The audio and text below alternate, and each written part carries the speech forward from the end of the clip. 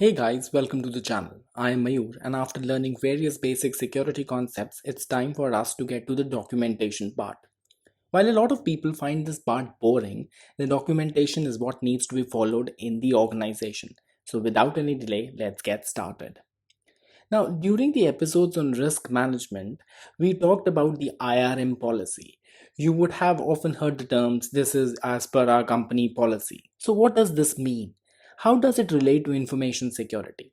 See, there are multiple terms such as policies, standards, guidelines, which are often used in the security balance.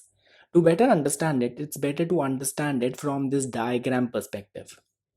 Ideally, your cybersecurity and data protection documentation is meant to address the who, when, how, and why across the strategic, operational, and the tactical needs of your organization. Now, strategic is long term and caters to the what and why at a high level. A policy is at an organization level and caters to that purpose.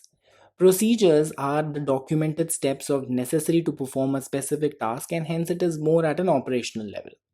A standard is a formally established requirement in regard to a process, action, or configuration, and hence it is more at the tactical level.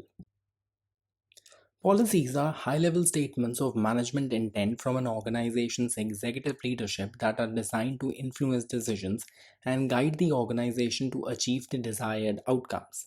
See, policies are enforced by standards and further implemented by procedures to establish actionable and accountable requirements. Policies are a business decision, not a technical one. See, a security policy is a document that states in writing how a company plans to protect its physical and information technology assets. Security policies are living documents that are continuously updated and changed as technologies, vulnerabilities, and security requirements change. Policies that are associated with security are mainly of three types, that is organizational, system specific, or issue specific. See, here is a sample security policy. We'll learn how to effectively write a security policy and other types of secure policies in the upcoming episodes. Standards are mandatory requirements regarding processes, actions, and configurations that are designed to satisfy control objectives.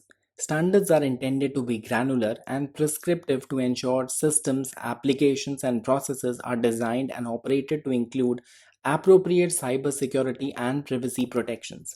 The word standard is a confusing one. See, ISO 27001 is a standard.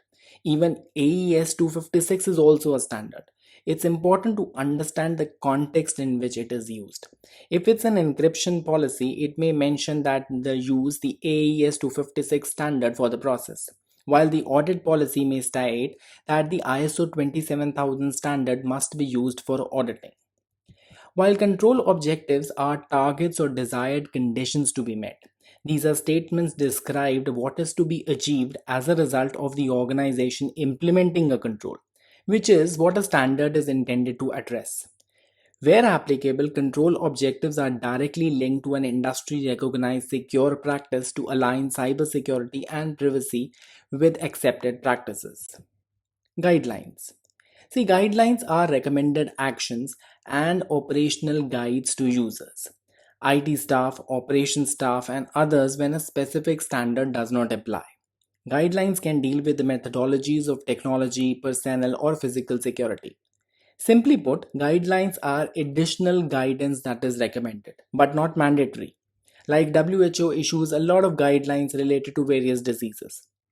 See, we often come across auditors that recommend best practices. Guidelines follow the same path of a recommendation. It is up to the organization whether to implement it or not. Now, consider an organization where there are hundreds of employees. Every employee is issued a laptop. Companies generally create a baseline where a minimum set of controls such as antivirus, DLP, host level IDS, etc., are enabled by default for every such asset. A baseline results in a consistent reference point.